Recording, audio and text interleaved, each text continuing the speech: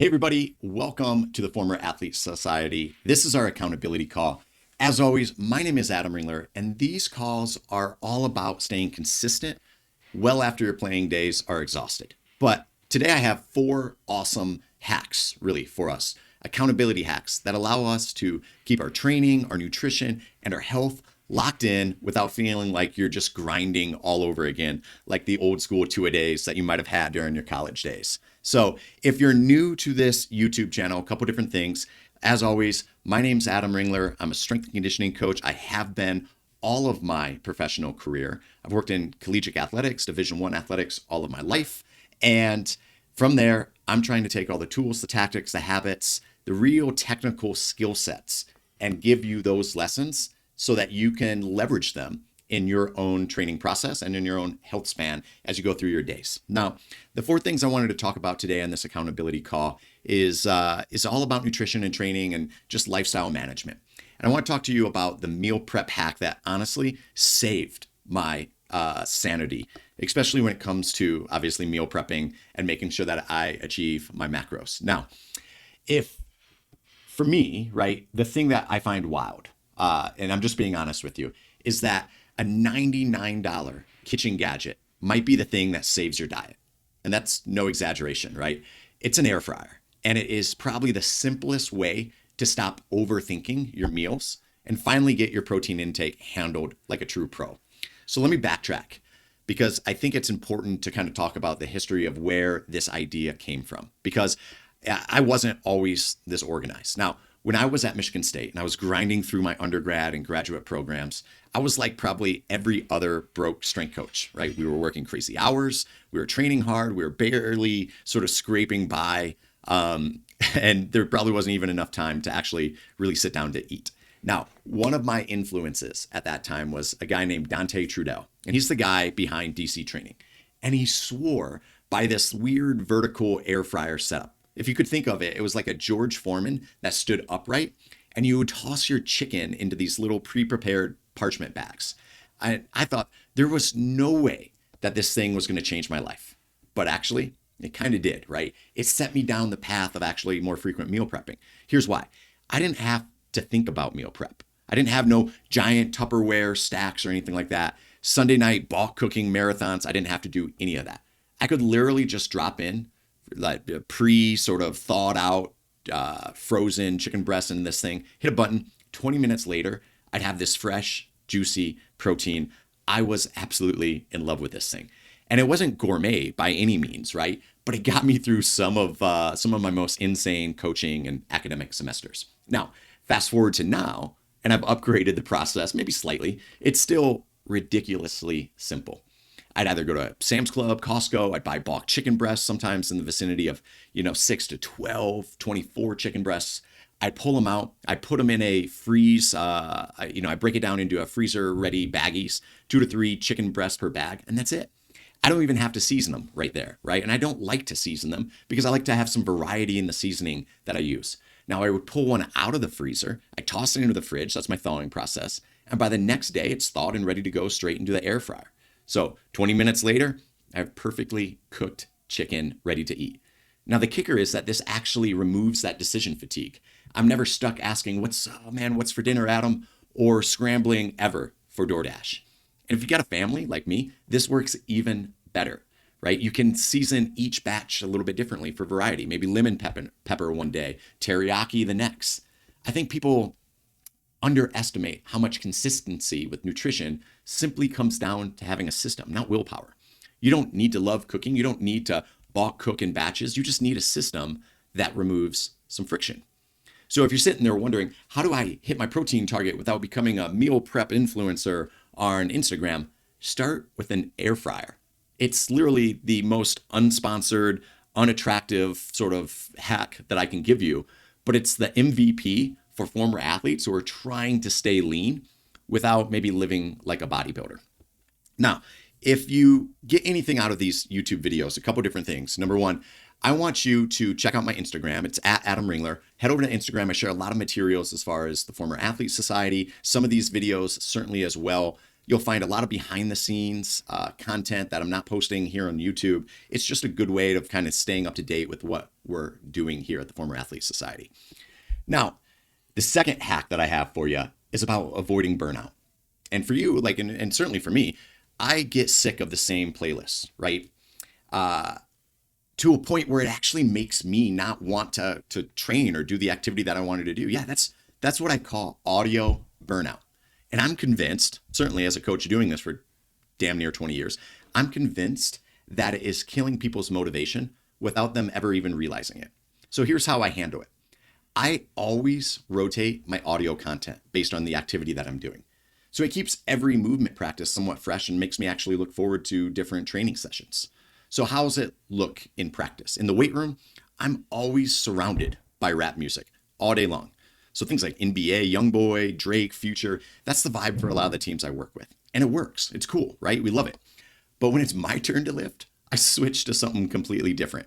And that's just for me, it's Rage Against the Machine radio, maybe Metallica, maybe 90s rock music.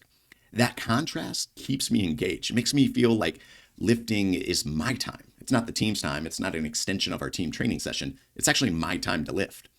Now, for steady state indoor rucks on the treadmill, I typically switch gears again. I do long form YouTube podcasts like Huberman or Peter Attia or Rich Roll podcasts. Those things carry me through 60-minute sessions. It's like sort of passive learning while I move. So, but here's the contrast. When I ruck outdoors, it's audiobooks only, no exceptions, right?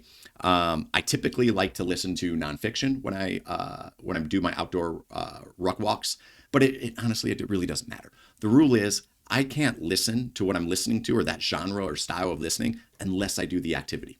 Now, this little hack makes me crave actually going on my outdoor walks or my indoor treadmill walks. Like there's sometimes I want to watch the Rich Roll podcast and I know I have to get on the treadmill to be able to do it. And I set those systems and limitations up so it forces me to do some of those things. And then there's the sauna, right? A totally different strategy for me. So I'll throw on some guided meditation with Headspace or Oak meditation in the past. I've been using Henry Schuckman's The Way app. So I'll have my AirPods in and I'll just be listening to that, turn the lights off, no music, no hype, just slowing down and letting the heat do its thing while I recover both physically and mentally. But here's the real key takeaway. I try to pair specific audio content with specific activities. And it creates sort of this micro association in your brain that keeps good things from going stale.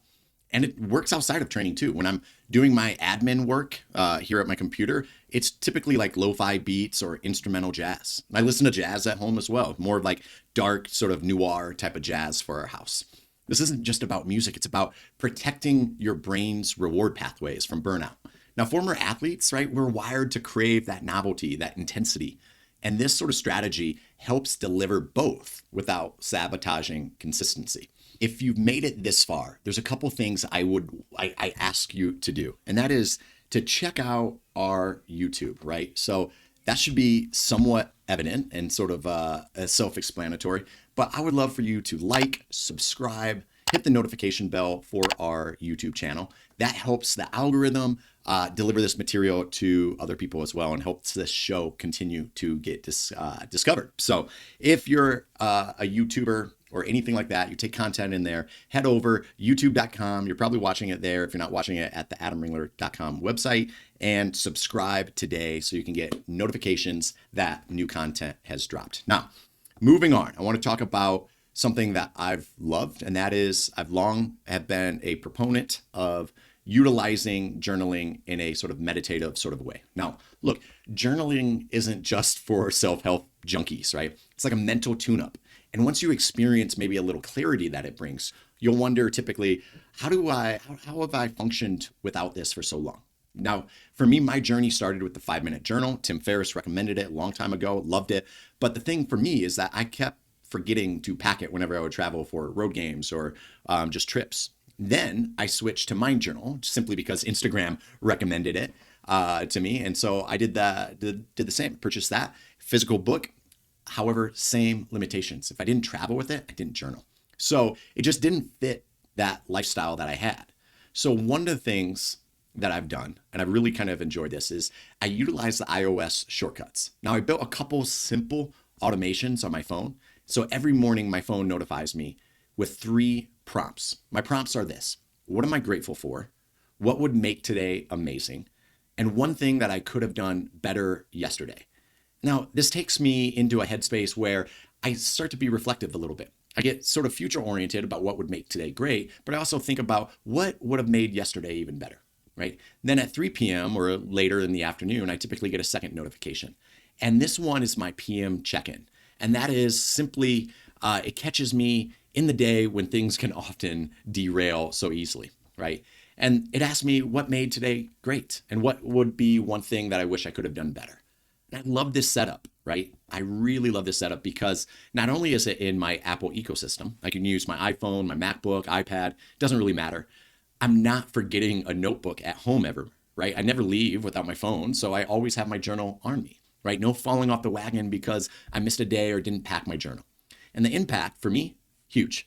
I'm more intentional about my mornings. I course correct faster midday, and I've stopped reaching for my phone first thing in the morning to check Instagram. Instead, I'm setting my own tone for the day with the journaling aspects of the shortcuts. Now, this is especially critical for former athletes because we're used to sort of the structured environments, right? Journaling recreates that structure mentally without a coach having to hold us accountable for anything. So my recommendation is to try this 2 minutes a day. Don't overthink it. The goal isn't perfect language. It's just simply calibration, right? You're just getting in the habit of actually trying to journal, put your thoughts out of your head and put them into some level of capture, whether that's a physical device or a digital one.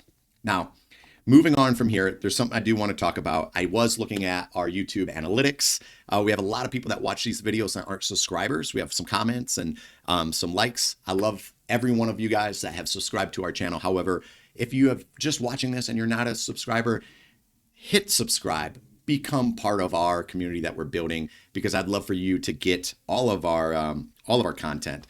And then maybe hit the notification bell as well so that you can get first dibs on any of the videos that come out. Now, moving on from here, let's be honest. This is we're going to talk about hydration, right? If you are not carrying your water with you everywhere you go, you're probably not drinking enough.